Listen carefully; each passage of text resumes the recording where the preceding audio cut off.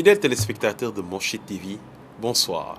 Bienvenue dans votre émission Le Banquet Juridique, qui connaît aujourd'hui un changement majeur. En ma personne, Habib Fanyan Senghor. J'ai le plaisir et la lourde tâche de remplacer à ce poste Moumoudou Djité, qui est appelé à d'autres fonctions.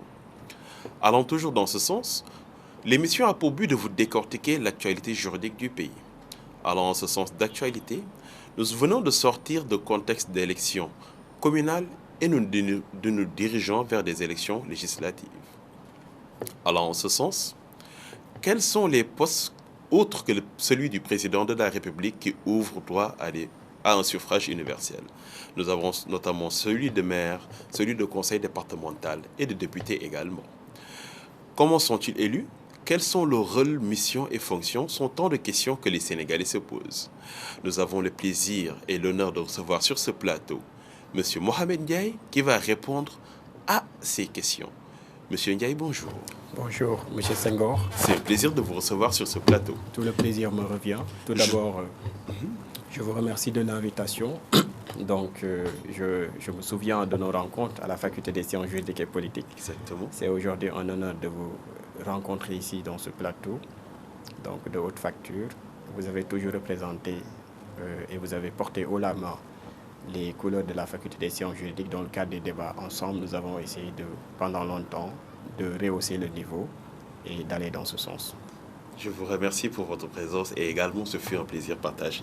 Je tiens à rappeler que vous êtes doctorant en droit public, donc conseiller en tout ce qui est droit constitutionnel, droit administratif, droit de l'environnement, droit international.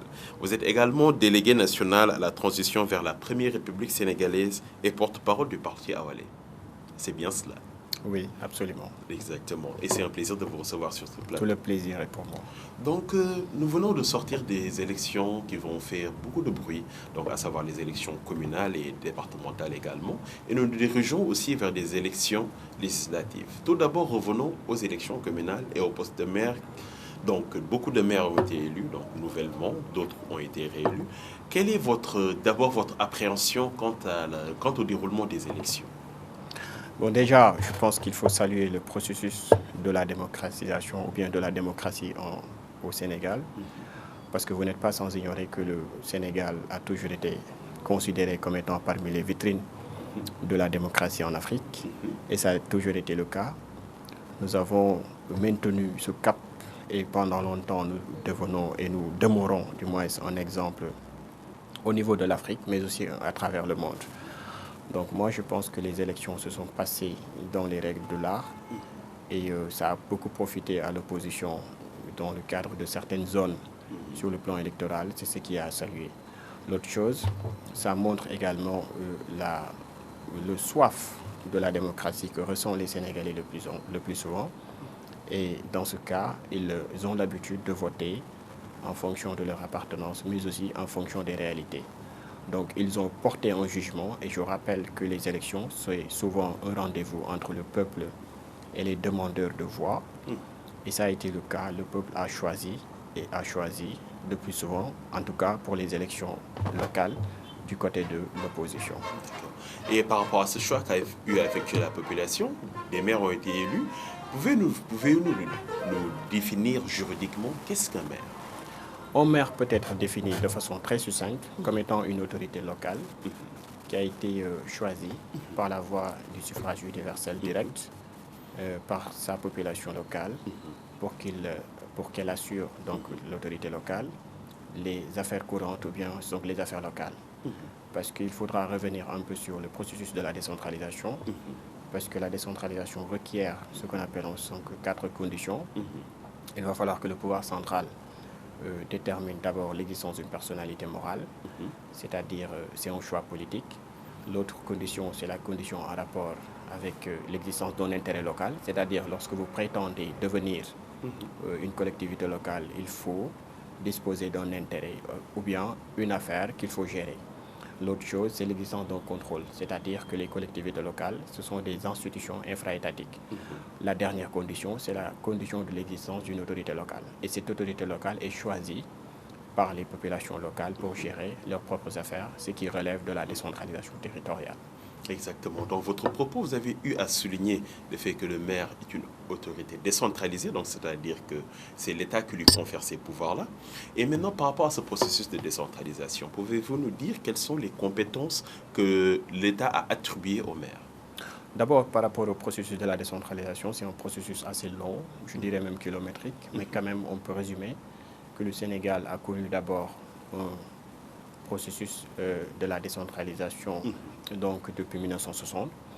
Donc la décentralisation a été limitée, la décentralisation a été contrôlée à partir des années 90. Plus précisément, on a connu le deuxième acte de la décentralisation avec la loi numéro 96, donc du 22 mars 1996 portant donc érection des régions en collectivités locales. Donc c'est une décentralisation qui s'est mûrie avec le temps, c'est une décentralisation qui a connu un processus, mais finalement en 2010, du moins en 2013, on a mis en place une nouvelle loi abrogeant et remplaçant la loi numéro 96 qui porte sur l'acte 3 de la décentralisation. Donc c'est la loi numéro 2013-10 du 28 décembre 2013 portant Code général des collectivités locales. Aujourd'hui, les compétences des maires sont déterminées par ce dispositif qui constitue le droit en vigueur. Alors, pour ce qui concerne ces compétences, très rapidement, on peut dire que les compétences du maire sont à la fois des compétences locales, mais aussi des compétences au niveau donc central. Parce que tout simplement, le maire est parfois dans une logique de dédoublement fonctionnel. Ça veut dire qu'il représente le président de la République dans la localité, pour ce qui concerne certains actes, les actes de police, les actes d'administration, mais il lui revient bien évidemment de s'occuper des questions locales, c'est-à-dire que les populations l'ont choisi pour qu'il s'occupe des questions locales, pour qu'il gère les questions locales, particulièrement les questions de développement, les questions d'éducation, de santé, les questions de sécurité, etc. Donc pour ces compétences, on peut disposer que le maire peut avoir des compétences donc en tant qu'autorité étatique, parce que le maire est dans le cadre d'une structure. Parce que quand on parle de décentralisation, on est dans le cadre d'un État unitaire. Ce qui veut dire fondamentalement que la décentralisation n'existe pas dans le cadre des États fédéraux. Donc le maire est une institution infra-étatique qui représente en même temps le président de la République. Donc il peut avoir des compétences qui véritablement auraient été confiées bien évidemment à l'autorité centrale. Ce qu'on appelle le dédoublement fonctionnel, parce qu'il peut avoir des compétences locales, c'est-à-dire gérer les affaires locales, parce qu'il a été élu pour gérer les affaires locales. Il peut avoir également des compétences qui proviennent du pouvoir central, parce que le maire est une autorité infra-étatique. Exactement.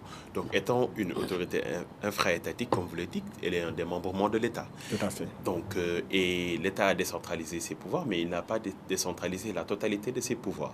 Oui. Donc, et allant dans ce sens, naturellement, une barrière ou bien une frontière sera érigée pour que le maire n'ait pas à outrepasser ses fonctions. Pouvez-vous nous dire dans ce cas, quels sont les actes de gestion qui sont interdits au maire? Bon, d'abord, avant d'en venir sur les actes de gestion interdits au maire, le maire, d'après les dispositions du Code général des collectivités locales, la loi 2013-10 du 28 décembre, donc le maire est une autorité locale comme le président du conseil départemental. Parce que figurez-vous, aujourd'hui, avec le système de la décentralisation que nous avons adopté, c'est un système qui érige deux sortes de collectivités locales, à savoir les départements et les communes. Par conséquent, le maire a des domaines ou bien a des zones de compétences que le président du conseil départemental n'a pas. Maintenant, les actes de gestion qu'il prend, il y a aussi des interdictions qui sont faites donc, par le Code général des collectivités locales. Alors, c'est ce qu'on appelle les domaines de compétences. Parce que le maire, le président du conseil départemental, ce sont des autorités locales qui partagent des compétences entre elles, je veux dire les autorités, mais aussi qui partagent des compétences avec l'État. C'est pourquoi d'ailleurs, dans le Code général des collectivités locales, on ne parle pas de compétences transférées, mais on parle de domaine de compétences transférées. Donc, ce qui fait que dans le cadre même de la compétence, il y a le partage qui est fait entre et le maire et le président du conseil départemental, donc qui représente l'exécutif local, et le maire, ou bien et le président du conseil départemental et le président de la République, ou bien le pouvoir central. Donc, ce qui veut dire qu'on interdit, en tant que collectivité infra-étatique, au maire de prendre l'ensemble des actes qui ne relèvent pas de son domaine de compétence. Donc, ça veut dire que l'autre chose, le maire a une compétence, ce qu'on appelle en droit administratif la compétence rationnelle lotie, c'est-à-dire le domaine de compétence, le territoire dans lequel le maire dispose des compétences. Il en est de même pour le président du conseil départemental. Maintenant, le maire n'a pas le droit de prendre des actes qui régissent le territoire de compétence d'une autre autorité. Par exemple, dans le territoire, ce qu'on appelle la décentralisation territoriale, le maire partage la localité ou bien la zone avec à la fois des autorités que l'on appelle les autorités administratives déconcentrées, qui représentent le pouvoir central. Il y a aussi les autorités administratives décentralisées, outre que le maire, tel que le président du conseil départemental. Donc il n'a pas le droit de diriger ou bien de prendre des actes. L'autre chose, étant entendu que la collectivité locale est une institution infra-étatique, l'ensemble des actes que le maire prend, ce sont des actes qui ne doivent pas violer le principe de l'unité nationale. Parce que dans le cadre de l'État unitaire, il y a ce qu'on appelle le principe de l'unité. Et ce principe constitue même le noyau dur, ou bien même l'épine dorsale d'un État unitaire. L'ensemble des actes que le maire doit prendre, ce sont des actes qui doivent aller dans le sens de l'unité nationale. Ce qui veut dire par conséquent que lorsqu'un acte est pris et que cet acte va à contrario, c'est un acte qui est considéré comme étant un acte de nul et de non-avenu. Et d'ailleurs, le maire peut être sanctionné dans ce cas. Voilà, on est interdit de prendre l'ensemble de ces dispositions parce que l'autonomie n'est pas l'indépendance et que les collectivités locales sont autonomes et non pas indépendantes. Et allons dans ce sens des actes interdits. Donc, il permet à la population de pouvoir attaquer des actes de gestion du maire ou bien? Tout à fait, parce que les populations, il y a ce qu'on appelle dans le cadre du système de la décentralisation, la participation des populations donc à la gestion des affaires, des affaires locales, à la participation des affaires de leur commune. Et pour ce faire, les populations, en plus de la possibilité d'attaquer les actes du maire, ils ont la possibilité de demander des comptes, de demander du moins des comptes. Ce qui veut dire qu'ils peuvent demander véritablement au maire de lui fournir ce qu'on appelle le vote du budget, le document portant vote du budget. Ils peuvent demander également des explications.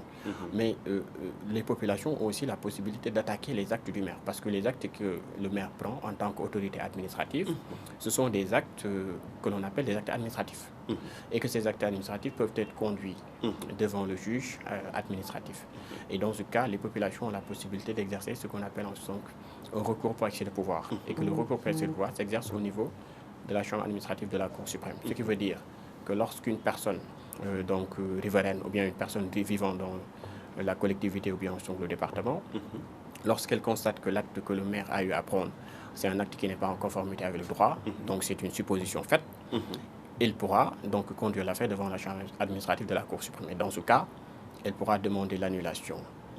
Maintenant, il y a aussi une possibilité pour l'autorité déconcentrée, parce que vous n'êtes pas sans ignorer que les autorités déconcentrées, ce sont des autorités de surveillance de l'ensemble des actes, ce qu'on appelle le principe de la légalité. Les maires, les présidents du conseil départemental se doivent de respecter les législations établies pour l'unité nationale. Dans ce cas, si les populations locales ont la possibilité d'attaquer un acte par la voie de recours pour excès de pouvoir devant la chambre administrative de la Cour suprême. Donc les autorités déconcentrées, à savoir le préfet, le gouverneur ou bien le sous-préfet, ont aussi la possibilité d'attaquer un acte pris par un maire. Dans ce cas, on ne parle plus de recours pour excès de pouvoir, mais on parle de déféré du représentant de l'État. Exactement. Voilà.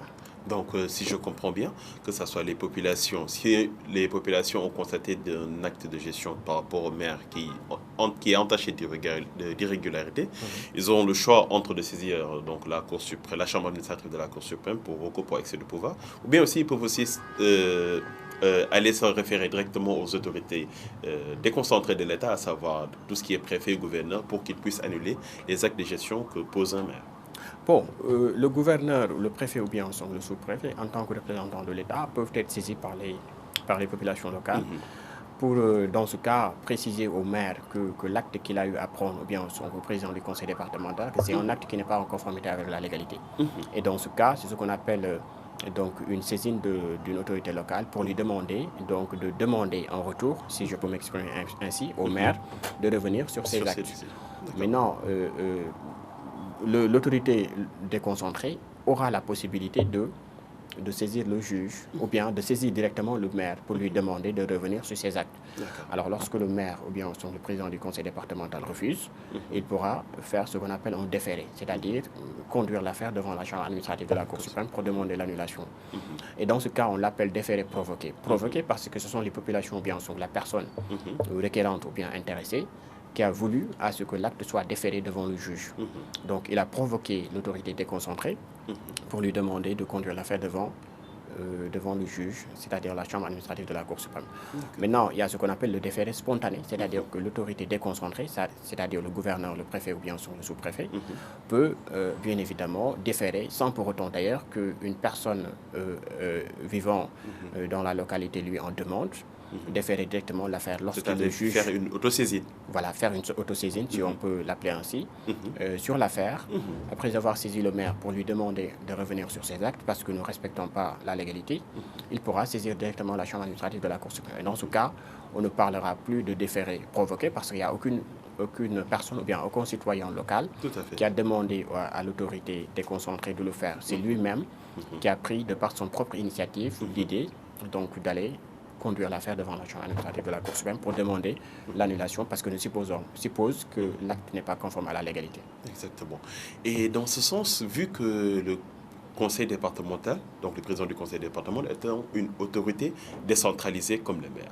Pouvez-vous nous dire, parce que beaucoup de Sénégalais, ils savent ce que c'est qu'un maire, mais ils ne savent pas réellement ce que c'est qu'un président du conseil départemental. Pouvez-vous nous dire qu'est-ce que c'est qu'un président du conseil départemental, juridiquement parlant? Bon, comme le maire, le président du conseil départemental est une autorité locale, ce qu'on appelle une autorité décentralisée, parce que depuis la loi 2013-10 du 28 décembre 2013, portant Code général des collectivités locales qui approche et remplace la loi 96-06, portant du moins du 22 mars 2016, 96 portant Code des collectivités locales, parce qu'aujourd'hui on parle de Code général des collectivités locales, c'est là où se trouve la différence. Alors depuis 2016, avec la nouvelle réforme constitutionnelle, on parle de collectivités territoriales à la place de collectivités locales. Maintenant, les collectivités territoriales aujourd'hui sont au nombre de deux, à savoir le département et la commune. Donc par conséquent, le département joue les mêmes rôles que la région avait l'habitude de jouer en 1996 avec la loi 96-06 et la loi 96-07 portant transfert des compétences. Alors le président du conseil départemental est une autorité élue au suffrage universel par les populations qui habitent dans le département. Parce qu'il faut retenir qu'un département, c'est la circonscription qui regroupe un ensemble de communes. Alors il est élu au suffrage universel par les populations locales pour s'occuper des affaires locales. Maintenant, de quelle affaire il s'agit? Je veux dire, la compétence du président du conseil départemental, c'est souvent les questions de développement. Donc, alors que le maire a les compétences globales, le plus souvent, le président du conseil départemental a des compétences spécifiques, particulièrement sur les questions de développement. Donc, c'est la raison pour laquelle le président du conseil départemental peut prendre des actes de coordination de l'ensemble des initiatives de développement des différentes communes composant le département. Donc il est élu au suffrage universel pour une durée de 5 ans, comme le maire qui s'occupe des affaires locales, particulièrement des questions de développement économique donc, de la zone. D'accord. Et allons toujours dans ce sens par rapport à ces... Parce que vous avez déjà eu à élucider la question. Donc, sur les compétences du président du conseil départemental, est-ce qu'on peut faire la part des choses pour qu'il n'y ait pas d'amalgame donc, entre les compétences qui sont essentiellement dévouées au maire et ceux qui sont essentiellement aussi dévoués au président du conseil départemental?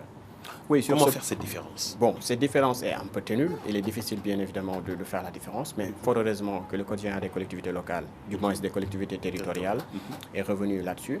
Je disais tout à l'heure que les compétences, ce ne sont pas toutes les compétences qui sont transférées, mais c'est des domaines de compétences. Et dans ces domaines de compétences, il y a ce qu'on appelle les partages de compétences entre les communes et les départements, mais aussi entre les collectivités locales, je veux dire communes et départements, et l'État.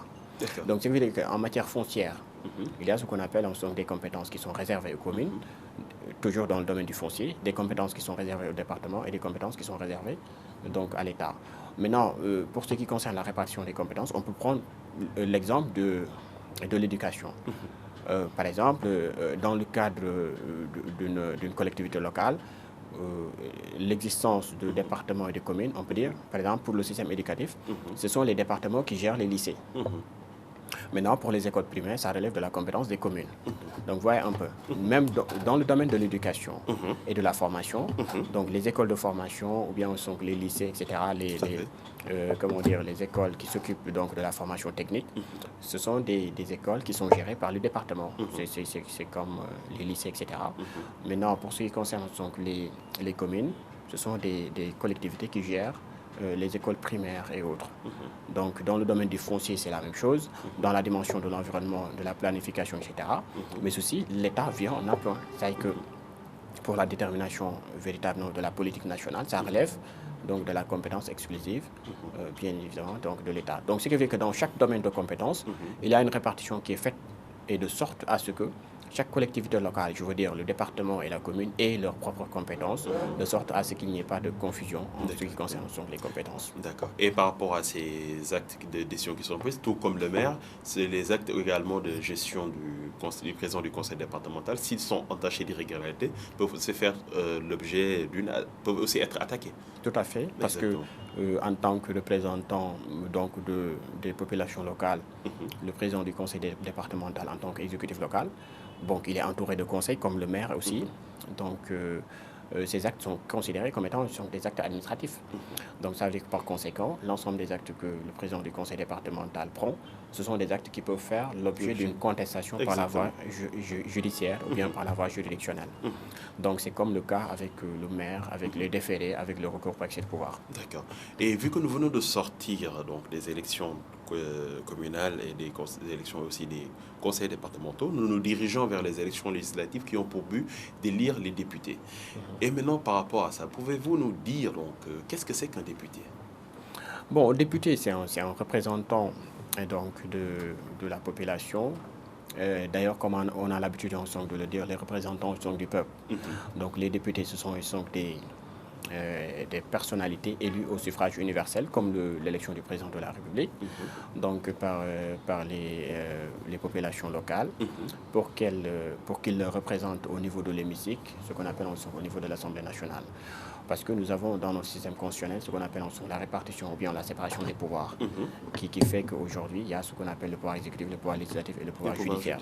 Maintenant, les deux types de pouvoirs qui bénéficient de la légitimité populaire, c'est le pouvoir exécutif, avec son chef, le président de la République, et le pouvoir législatif. Et que ce pouvoir législatif est bien évidemment occupé, du moins animé par ce qu'on appelle les députés. Ils sont élus au suffrage universel pour une durée de 5 ans et bénéficient donc de l'immunité.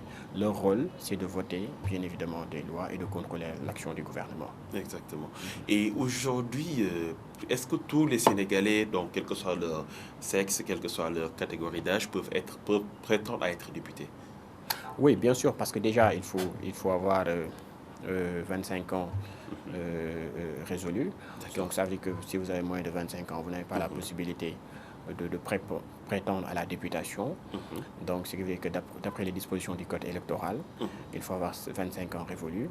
Et par rapport à l'égalité, donc hommes-femmes, d'ailleurs la loi sur la parité, la loi de 2010 sur la parité, donc exige bien évidemment la répartition sur les listes électorales, donc la superposition paritaire. Donc ce qui veut dire que d'ailleurs, si on se réfère à l'article L149 du code électoral, il est même disposé que lorsque la superposition paritaire n'est pas respectée, cela veut dire que la liste ne doit pas être acceptée. Donc cela équivaut à un rejet automatique. Exactement. Donc pour vous dire que l'égalité est bien prise en considération sur la question homme-femme. Donc, et d'ailleurs, dans le cadre de la superposition des listes, et d'ailleurs ça a été le cas avec les problèmes que nous avons rencontrés tout récemment sur la superposition paritaire, cela doit équivaloir automatiquement à un rejet. Exactement. Voilà. Et par rapport à leur mission, donc, outre que la mission de contrôler le pouvoir exécutif, donc l'État, est-ce que le député est voué à d'autres missions? Parce qu'on voit lors des campagnes que les députés tiennent un ensemble de promesses, donc qui souvent ne relèvent pas de leurs compétences. Pouvez-vous nous dire donc quel est le rôle strict par rapport à la mission qui est allouée aux députés? Bon, le plus souvent, on a tendance à confondre les missions parce que le principe de la séparation des pouvoirs voudrait à ce que chaque pouvoir ait des domaines de compétences qui lui sont réservés. Et d'ailleurs, si on se réfère aux articles 67 et 76 combinés de la Constitution, qui disent tout ce qui n'est pas du domaine de la loi et du domaine du règlement. Donc, il y a des domaines qui sont réservés à la loi, ce qui veut dire que c'est dans le cadre des domaines qui sont réservés à la loi que le député peut agir. Alors, en résumé, le député a la compétence de contrôler, d'autoriser ou bien d'adopter la loi, parce que, figurez-vous, la loi peut provenir donc par initiative. Donc on peut avoir un projet de loi lorsque le président de la République veut donc mettre en place une loi, on parle de projet, on parle de proposition lorsque les députés décident de leur propre initiative donc de créer une loi. Mais dans ce cas de figure, il va falloir que la loi fasse l'objet d'adoption pour être considérée comme une loi. Maintenant, il appartient aux députés de voter les lois, c'est-à-dire de les adopter. Et dans ce cadre, c'est les lois de finances, etc. C'est-à-dire que pour que le gouvernement puisse exécuter une loi, on peut donner l'exemple en son de la loi organique portant loi de finances ou bien en son de la loi des finances de l'année. Parce que chaque année, le président de la République, via le ministère de l'économie, des finances et du plan, demande aux députés de voter la loi des finances pour qu'elle soit appliquée pour l'année civile. Donc si les députés ne votent pas la loi, ça veut dire que la loi ne va pas passer en principe. Maintenant, ils ont la possibilité de contrôler l'action du gouvernement. Comment ils le font? Après avoir voté la loi, les députés ont le droit de contrôler est-ce que réellement la loi qu'ils avaient votée est bien appliquée. C'est-à-dire, est-ce que les recettes et les dépenses telles que prévues ont été effectuées. Autre chose, les députés ont la possibilité de poser des questions orales, des questions écrites. C'est-à-dire que lorsque, par exemple, il y a une crise ou bien lorsqu'il y a une question qui concerne tout le monde, une question d'intérêt national, les députés ont la possibilité de faire appel donc au ministre, de faire appel aux directeurs généraux ou bien aux chefs des établissements publics pour leur poser un certain nombre de questions. Donc, les promesses donc, que les députés font à l'occasion des campagnes électorales, souvent, ce sont des promesses, ce qu'on constate, qui ne portent pas sur les compétences des députés. Donc, si un député fait des promesses, ça veut dire que ça doit relever uniquement de ses compétences. Donc, il ne peut pas outrepasser ses compétences. Exactement. Voilà. Et alors, rapidement, pour clôturer ce point, quelles sont les conditions dans lesquelles on peut mettre fin à un mandat de député? Est-ce que le président, donc on parle de séparation de pouvoir, est-ce que le président peut décider de relever un député ou bien est-ce qu'il y a une procédure à respecter qui mette fin, autant pour moi, aux fonctions de député? Bon, déjà, le principe de la séparation des pouvoirs voudrait à ce que chaque pouvoir se limite dans son domaine de compétence. Bon, le député, il est élu au suffrage universel comme le président de la République. Donc, par conséquent, naturellement ou bien normalement, c'est deux autorités qui sont indépendantes. Exactement. Maintenant, pour ce qui concerne le député, il bénéficie automatiquement de l'immunité parlementaire. C'est-à-dire lorsqu'il est élu au suffrage universel, le jour de la déclaration ou bien même de la décision du Conseil constitutionnel, il bénéficie de l'immunité parlementaire. Maintenant, comment on peut mettre fin ou bien même suspendre l'immunité parlementaire du député, c'est lorsqu'il commet des infractions. Par exemple, lorsque le député est pris en fuite ou bien lorsque le député a commis un acte de flagrant délit. Donc on peut activer directement la voie judiciaire sans pour autant demander la levée de l'immunité parlementaire. Maintenant, lorsqu'il s'agit de d'autres types d'infractions, donc on peut demander à l'Assemblée nationale qui doit constituer ipso facto une commission ad hoc composée en somme de 15 membres, donc pour questionner en somme le député avant la levée de l'immunité parlementaire en plénière. Donc on peut, si on met l'immunité parlementaire en suspens, le député pourra faire l'objet de poursuites. Maintenant, pour ce qui concerne le président de la République, il ne peut pas, en tout cas d'après les dispositions constitutionnelles, mettre directement fin à la fonction d'un député, mais il peut mettre fin à, par exemple, il peut, comment on l'appelle encore, il peut dissoudre l'Assemblée nationale. Parce que figurez-vous, dans la Constitution, à l'article 52, alinéa 1 de la Constitution, il est dit que lorsque les institutions de la République, l'indépendance du peuple, le fonctionnement régulier des institutions est menacé, le président de la République peut mettre en œuvre ses pouvoirs exceptionnels. C'est-à-dire que c'est dans les cas où il y a véritablement un fonctionnement irrégulier des institutions que le président de la République peut activer son pouvoir exceptionnel qui, véritablement, peut lui donner la possibilité de dissoudre l'Assemblée nationale. Donc, dans ce cas, si on dissout l'Assemblée nationale, ça veut dire véritablement que les fonctions des députés sont mises fin automatiquement. D'accord. Je vous remercie pour ces éclaircissements apportés pour tout ce qui est des rôles et missions de tout ce qui est député, conseils départementaux et aussi maire également. Et c'est sur cette partie que nous allons clore notre chapitre d'aujourd'hui concernant aux autres fonctions qui donnent accès au suffrage universel. Donc, étant dans une émission webinaire, ce qui met fin à la partie en française, nous vous remercions des éclaircissements très pertinents que vous avez eu à nous donner sur toutes les questions qui ont été posées. Et donc, sans plus tarder, nous allons basculer sur la partie wolof. Mbokk téléspectateurs yi comme ni ngeen ko xamee ni ñu ko defee ci kàddum nasaraan noonu lañ koy defee ci wolof itam tey ci seen émission banque juridique ñu ngi leen di fas yéene waxtaanee yeneen poste yi nga xam ne bu doo président de la république élection tamit moo koy fal mu ngeen jël exemple maire conseil départementaux ak élection député tey nag ñu ngi dalal suñu naataango Mouhamed Ndiaye mi nga xam ne moom doctorant la en droit public xam-xamam dafa màcc ci lépp lu aju ci wàllum droit constitutionnel droit de l'environnement ak yi itam monsieur Ndiaye ñu ngi leen dalal suñu émission sans plus tarder question bi leen njëkk posé ñu ngi mën a xam suñu téléspectateurs yi fal leen suñu maire ci yooyu élection lañ jógee ba ñu xamal lan la ñuy wooye maire.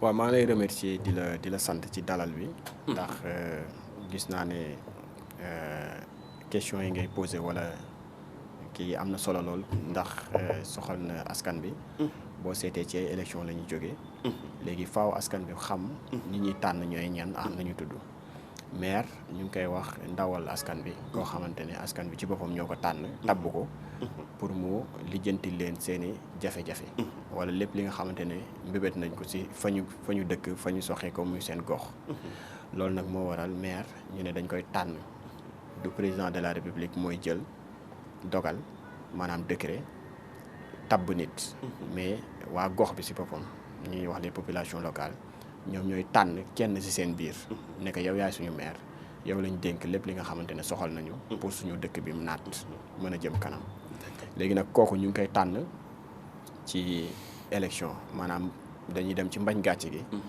si ñi nga xamante ne jotoon nañ samp seen dënd ñu ne leen yéen ñi kat kii moo ñu doy moom lañ tànn tekk suñu kanam pour mu doxal suñuy bëgg-bëgg ñun waa askan wi ñu koy tànn ci benn délai mu juróomi at ñu koy wax 5 ans. d'accord léegi bu population defee tànneef googule tànn ki leen doy est-ce que mën nañ xam yan attribut maanaam yan compétence la état jagleel maire ngir mu mën a doxal liggéeyam ci giiru 5 ans yooyu la. waaw mën-mën yi nga xamante ne maire am na ko mooy mën-mën yi nga xamante ne nguur jox na ko ci loi. maanaam ci charte yi nga xam ne moom la ñuy wax code général des collectivités locales. muy la loi 2013 du moins 10 du 28 décembre 2013. ci code boobu dañ ci tënk lépp li nga xamante ne maire mën na ko ak li nga xam ne mënu ko. li mu mën mooy saytu jël ay dogal doxal li nga xamante ne moom lañ ko dénk. mooy les affaires locales nag mooy li nga xamante ne askan bi tànn nañ ko gis ne lii war nañ cee mën a suqaliko pour jëmale seen gox kanam. muy ci wàllu napp. muy ci wàllu mbay. muy ci wàllu suuf muy ci wàllu njàng. ak ci wàllu beneen bu mu mënti nekk. ñu dénk ko ne que yow la ñu fal yow la ñu tànn pour nga doxal loolu. léegi nag li mu ci mën mooy li nga xamante ne yoon may na ko mooy day jël ay dogal pour doxal loolu léegi nag li nga xamante ne mënu ko mooy mënul jël dogal yoo xamante ne day wuuteex li ko code bi may maanaam jéem a jël ay dogal pour jëmmale ko wala jéem ko appliquer feneen maanaam moom li mu mën mooy côté bi mu nekkee moom la ñuy wax domaine de compétence wala zone de compétence du moins foofu la mënee jël ay dogal pour mën a kii li mu mënul mooy mënul jël benn dogal boo xam ne day nasaxal doxalinu réew ndax bu ñu seetee collectivité locale wala gox-goxaat yi dañu nekk ay bërëb yoo xamante ne dañ fay jël ay dogal pour doxal réew mi pour soxali réew mi ci gox-goxaan yi waaye waruñu mën a jël ay dogal yoo xamante ne day wuuteex li nga xamante ne ñun ñëpp moom lañ bëgg mooy unité nationale mooy réew mi yëpp am jàmm mooy réew mi yëpp nekk ci dal léegi dogal yooyu noonu la bu ko fekkee maire da koo jël te ajoowul ak li yoon tëral maanaam pouvoir yi ko état jagleel est-ce que may nañ population bi wala may nañ keneen itam mu jël sañ-sañ attaqué décision boobu noonu wala dogal boobu la maire bi jël waaw may nañ sañ-sañ ndax population locale maanaam ñi nga xamante ne ñoom ñoo tabb seen maire ne que buñ sañoon yow yaa ñuy doxalal suñu gox yaay jël dogal yi nga xamante ne mooy tax suñu gox jëm kanam ñooñu ngalawaay war nañu am sañ-sañ saytu ci saytu boobu moo waral ñu may képp ku dëkk ci bërëb bi ci circonscription du moins ci localité bi ñu ne que boo njortee ne ki nga xam ne tànn nga ko muy sa maire li muy doxalee jaarul yoon war nga mën a jël loolu yóbbu ko fa mbaxane doone benn ne que man kat su ma sañoon ñu dindi lii ndax sama maire bi ma tànnoon pour mu doxal bërëb sàngam pour mu def nàngam ci njàng mi ci mbay mi ci wàllum suuf kee napp gi gis naa ne ni mu koy doxalee méngoowul ak yoon yow juge bi maa ngi lay ñaan nga dindi loolu wa ilaa mu dem ci ki nga xamante ni moo fa teewal buur moom la ñuy wax préfet wala gouverneur wala sous préfet mooy ndawal buur bu ñëwee si moom ne man kat damaa njortu ne sama maire bi ma tànn li muy doxal méngoowul ak yoon su ma sañoon nga ne ko mu jéem a teg affaire bi si yoon léegi nag ki fa toogal buur mën na ne maire bi lii ngay doxal kat wuute na ak yoon suñu sañoon nga ñëwaat nga teguwaat ci yoon bu bañee mu dem si ki nga xamante ne fa la mbaxane doon ne bonne mooy cour suprême chambre administrative ne ko dama bëgg nga annuler wala nga nasaxal dogal yi nga xamante ne maire bi jël na ko tey méngoowul ak yoon. gis nañ ne bu ñu tabbee maire population bi tamit dañ leen woon pour ñu tabb lu ñuy woowee conseil départemental est-ce que mën ngeen ñu xamal lan mooy conseil départemental yi itam. conseil départemental mën nañ ne collectivité locale la comme maire yi ndax bi ñu jógee ci 2013 jëm ci fi ñu toll nii dañu teg benn loi bu ñuy wax la loi portant acte 3 de la décentralisation mooy loi 2013-10 du 28 décembre 2013 mu ne ñaari gox-goxaat ñoo am benn bi ñu ngi koy tuddee commune ba maire moo fay nekk ba ci topp moom la ñuy tuddee département ka fay nekk mu ngi tudd président du conseil départemental département nag buñ koy misaal mooy benn bërëb boo xamante ne dafa ëmb ay communes yu bari maanaam di nga gis benn département bu am 11 communes wala nga am boo jëlee lu ci mel ni département Rufisque mu ngi am 11 communes maanaam dina am Bargny dina am commune de Rufisque Nord Rufisque Ouest Rufisque Est et cetera yooyu buñ ko dajalee li leen chapeauté maanaam li ne seen kaw moom la ñuy wax département département nag dañ fay tabb ki nga xamante ne population bi ñoo ko tànn muy def juróomi at moom tamit dañ koy dénk ay mbir liñ koy dénk mooy mu soxali gox bi moom la ñuy wax les compétences de développement léegi ki nga xamante ne moom la ñuy wax président du conseil départemental dañ ko dénk loolu moom tamit comme maire ne ko yow say mbir mu ngi yem fii compétence yi nga am léegi loolu noonu jéem a la doxal léegi nag bu ñu demee ba njortu ne moom mi kat doxalul yoon moom tamit ñu def comme maire rek ñuy def jël mbir mi yóbbu ko fi mbaxane doone benn. léegi tey bu ko defee ci sañ-sañ moom tamit ñuy jox président conseil départemental est-ce que mook maire ñoo bokk mission gi ñu leen jox wala est-ce que am na lu leen wuute ba xam ndax tey président conseil départemental moom mooy kilifa maire gi wala ñoom ñaar ñoo bokk lu ñuy liggéey. waaw dafa am xam nga les collectivités locales sont autonomes. mooy li nga xamante ne kenn ku ne. gox-goxaan bu ne. dafa am lu mu moom.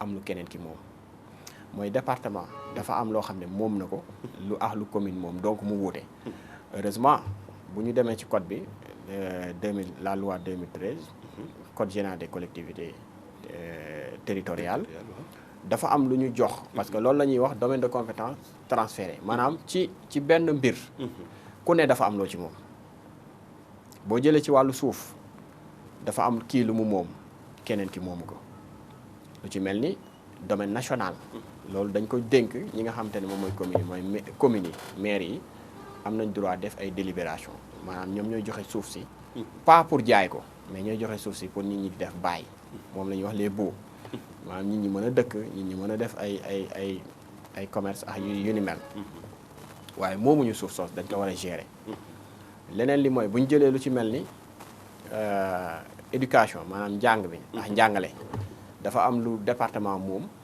am lu maire moom ñu koy wax commune ci wàllu njàng bu ñu jëlee lycée yi département yi ñoom ñoo koy gérer ak lu ci mel ni centre de formation technique yi waaye lu ci mel ni école primaire yi njàng mu suufe mi loolu communes yi ñoo koy moom waaw donc boo seetee dañoo def de sorte que kenn du mbëkkanteex moromam waaw kenn ku ne dafa am loo moom ñu jox la ko waaye nag comme li ñuy wax benn gox-goxaat warul jël ay dogal ci li nga xamante ne beneen bi moo ko moom boo ko defee rek jéggi nga yoon wala jéggi nga mbiri compétence yi nga xam ne moom lañ la may nguur gi tamit mooy le pouvoir central dafa am lu mu moom mooy définir la politique nationale léegi nag dogal yi nga xamante ne maire bi wala président du conseil départemental da koy jël warul wuute ak li nga xamante ne moom lañ bëgg au niveau national muy ci réew mi yëpp waaw. d'accord léegi tey bu ndax yoon may na ndax bu ajoo ci wàllu maire sànq woon nee nga ñu ne bu nekkee maire dafa jël ay dogal yi nga xam ne dëppawul ak yoon may na population bi attaqué yooyu décision ndax tamit loolu war na tamit ci conseil départemental bu nekkee tey président conseil départemental bi dafa jël ay dogal yi nga xam ne dëppawul ak yoon est-ce que population bi yoon may na leen ñu attaqué boobu décision itam. waaw yoon may na leen ko ndax maire yi ak président conseil départementaux dañ leen ne yéen ay gox-goxaat ngeen maanaam ci réew mi ngeen bokk. ci réew mi ngeen bokk da ngeen di tënku. ci dogal wala ci loi charte yi nga xam te ne réew mi teg nañ ko wala tëgg nañ ko. waru leen mën a wuuteex dogal yi nga xam te ne jël nañ ko ci réew mi léegi nag boo njortee ne président du conseil départemental li nga xam ne jël na ko comme dogal wuute naax yoon war nga ko mën a jéem a yóbbu fi nga xamante ne mooy fa la mbaxane doone benn bu ko defee ñu dindi ko ndax wuute naax yoon loolu la ñuy wax contrôle de légalité mooy nguur gi daf leen jox ay compétence pour ñoom ñu jéem a doxal pour ñoom ñu jéem a suqali waaye du jéem a nasaxal léegi nag boo njortee ne ndogal bi nga xam ne jël nañ ko pour nasaxal war nga ko mën a yóbbu fi mbaxane doone benn wa ilaa nga dem ci ki nga xamante ne moo fa teewal buur ndax gouverneur préfet ak sous-préfet dañ fi toogal ku ñuy wax président de la république ak ministres yi dañuy njort ne gouverneur mooy président de la république ci région bi mën nga dem ci président de la république ci région bi mooy gouverneur nga ne ko diw mii di sama maire wala sama président conseil départemental méngoowul ak nu muy doxalee méngoowul ak yoon su ma sañoon nga ne ko mu dellu ginnaaw kooku mën na jël mbir mi delloo ko nekk doxaleel yoon ci nangam. bu bañee mu dem fi nga xam ne moom fa la mbaxane doone benn ndax ñoom sax ngir seen acte de gestion maanaam seen doxalin dañu war a di rendre compte ki nga xamante ne moo fi teewal buur mooy le gouverneur wala le préfet. D'accord te mu aju ci wàllu maire wala conseil départemental. muy maire wala muy conseil départemental président conseil départemental. D'accord te tey léegi seen est-ce que tey yoon permettre na moo xam itam ndax maanaam ci yan anam tey la yoon prévoir jeexitalu mandat wu moo xam maire moo xam conseil départemental la ndax tey président moo yeewu tey su ko neexee dindi maire wala conseil départemental bi wala tey dafa am diir gi ñu ko jox pour tamit ay liggéeyam maanaam sañ-sañ ñu ko jox mën a jeex wala tamit tey maanaam bu ñu demee tey vu que ay nit lañ nit ñëpp tey bu nekkee maire gi wala conseil départemental bi dafa wuyu ju boromam naka la nar a demee. ci ñetti cas yooyu muy demee mooy. président de la république mooy le garant des institutions. maanaam bànqaas yi réew mi. lépp lu ko nar a nasaxal rek moom da ci war a jël ay ndogal. ba ci loolu code général des collectivités locales da ne pour nga nekk maire wala nga nekk président conseil départemental da nga war a am ay conditions yoo remplir maanaam doo nekk koo xamante ne am nga beneen liggéey boo doon def wala boo ko doon def it ba ñu fal la da nga war a démissionner. beneen bi mooy waroo nekk député nekk ni ñu koy waxatee sax président du conseil départemental nekk président de ni ñu koy waxatee entreprise wala chef d'entreprise wala ni ñu koy waxatee sax président conseil d'administration PCA mooy PCA bu ñu ñëwee ci yeneen yi mooy da nga war a mën a bind war a mën a jàng tubaab waaw da nga war a nekk koo xamante ne jotuñu la woon teg ay daan ci wàllu yoon maanaam nekkoo koo xamante ne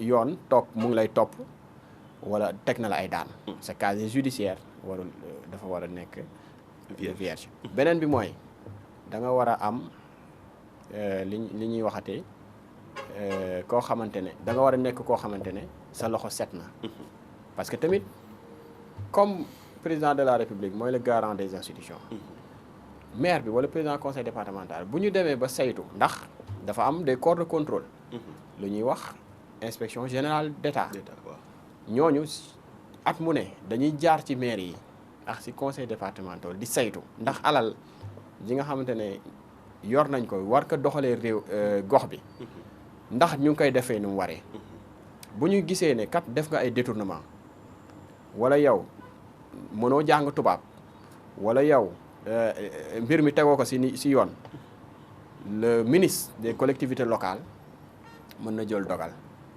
wàccee la bu la wàccee day teg lu ñuy wax délégation spéciale délégation spéciale boobu mooy gérer les affaires courantes en attendant ñu jëm ci wàllu élection donc bu kenn wax ne maire bi wala président conseil départemental lii moom moo ko moom président de la république moom mënu ci dara déedéet président de la république moom mooy le garant des institutions maire yi ak département dañoo nekk ci biir nguur ci biir état war a doxal li nga xamante ne dafa war a méngoo charte yi ci réew mi léegi nag comme les institutions passent les hommes passent les institutions demeurent. maire bi bu génnee àddina wala mu nekk koo xamante ne dañ ko denc wala nangam. adjoint bi da koy remplacer. waaw da koy remplacer le temps que ñu gérer les affaires courantes. d'accord et léegi par rapport à njeexitalu mandat bi est-ce que tey code des collectivités territoriales dafa prévoir benn nombre de mandat limite comme bu ko defee comme constitution nu ko defee ci wàllum présidentiel ne ñaari mandat rek la ñu am droit def est-ce que maire gi tamit dafa am nombre de mandat yu ko tënk wala maire bi mën a def nombre de mandat yu ko neex. loolu boo seetee tënkuñu ko.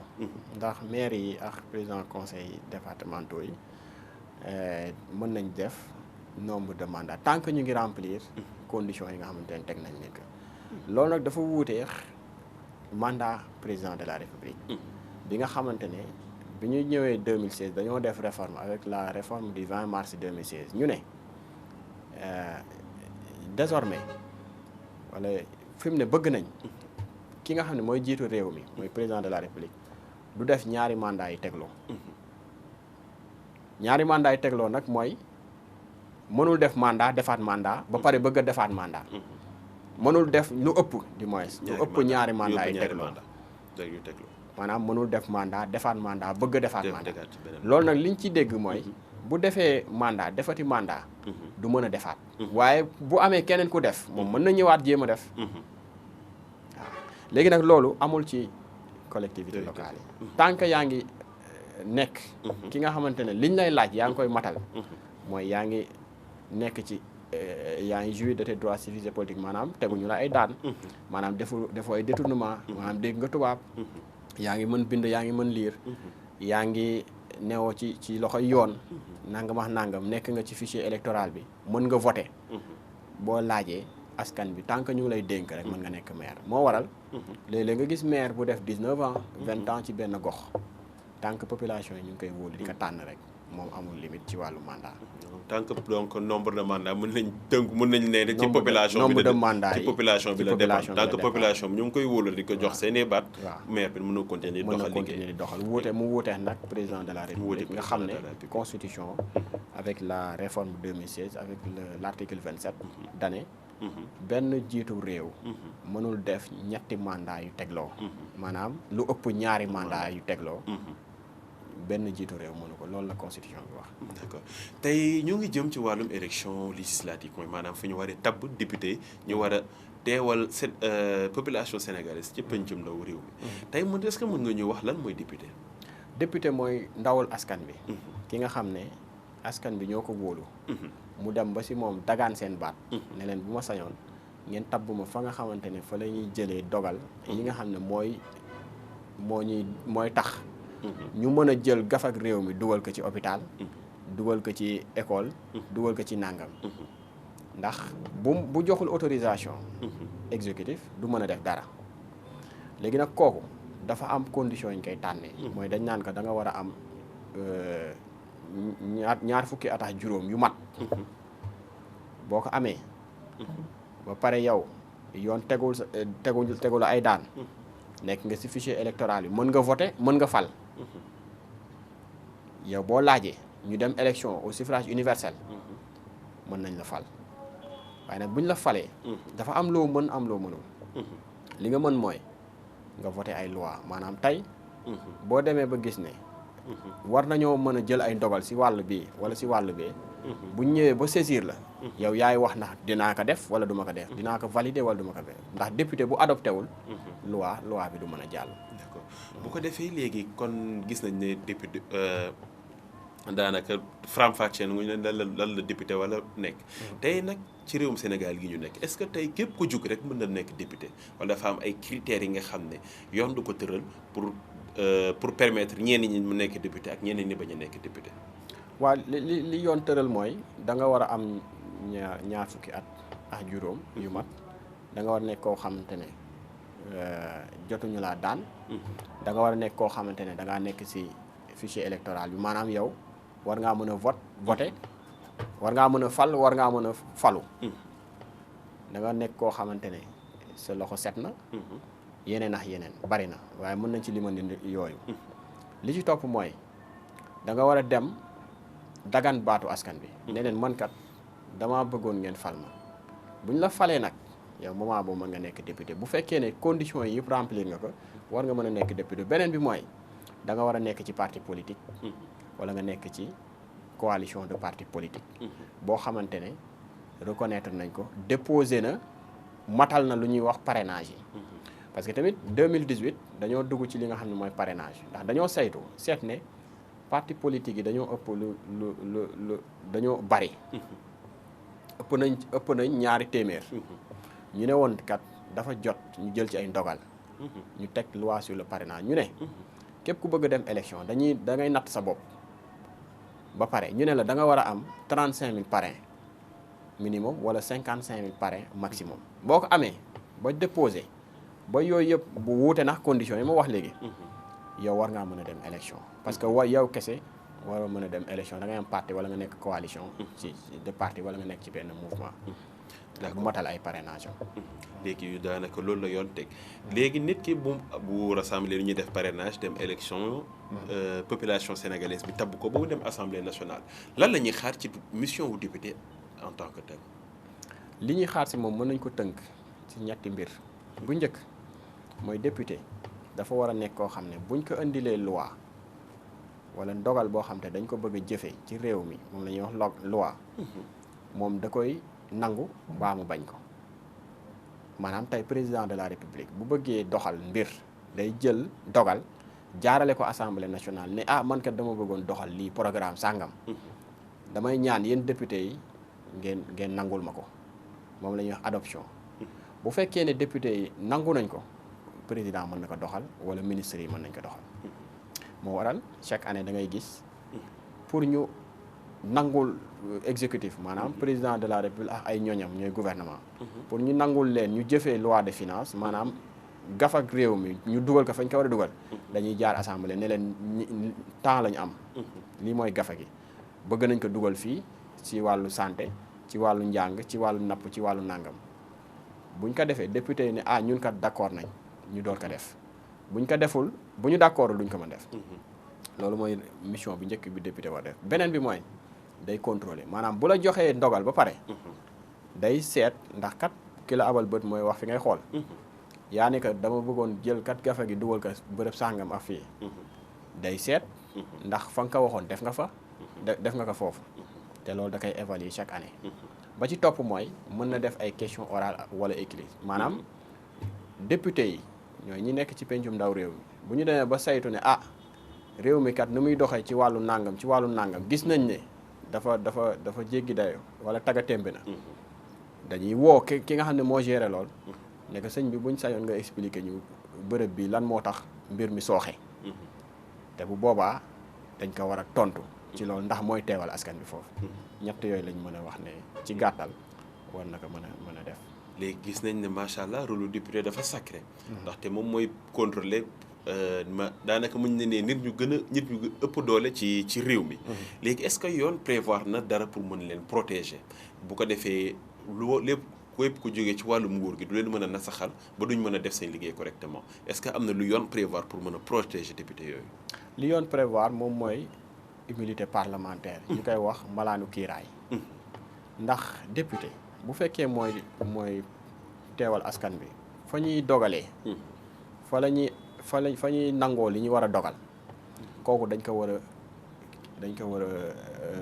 teg ci conditions yu baax pour loolu am dañ naan ko yow kat am nga malaanu kiiraay maanaam tey yoon mënu la topp sauf flagrant délit mooy lu ñëpp teg seen bët mooy loo xam ne kenn naataable ko wala ngay doon jéem a daw te dañ la njortal flagrant délit loolu yoon mën na bañ a jaar assemblée teg la loxo léegi nag malaanu kiiraay boobu mën nañ ko yëkki bu ñu demee ba gis ne yow kat def nga lu ne weng ñu jaar assemblée ne yëkkil leen ñu malaanu kiiraayu diw pour ñu mën koo topp ndax dafa am lu ñuy wax séparation des pouvoirs exécutif dafa am lu mu moom législatif am lu mu moom judiciaire am lu mu moom léegi nag pour ki nga xamante ne peuple bi maanaam citoyen yi si boppam ñoo ko tànn askan bi ñoo ko tànn kooku dañ ko war a jox àqam te pour jox ko àqam dañ koy jox li ñuy wax immunité parlementaire mooy malaanu kiiraay donc immunité parlementaire boobu mooy protéger député wi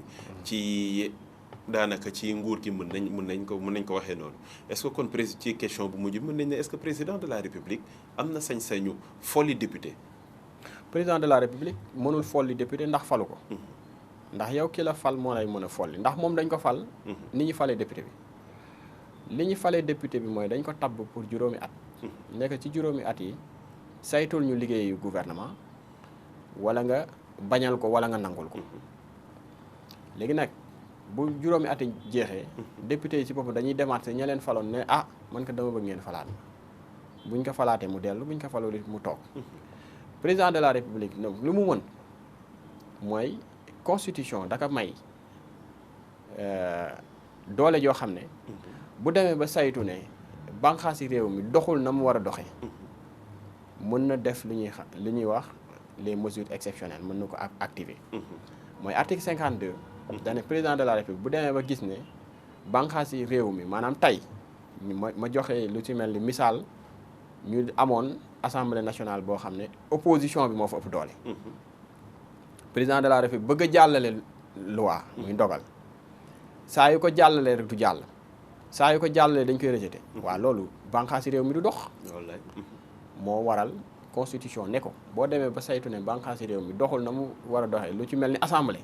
war nga ko mën a tas ñu demaat élection. moom la ñuy wax la destitution ou bien même le droit de dissolution. waaw président de la République loolu la mën te loolu du loo xam ne da koy def chaque instant maanaam day fekk mbir mi doxul.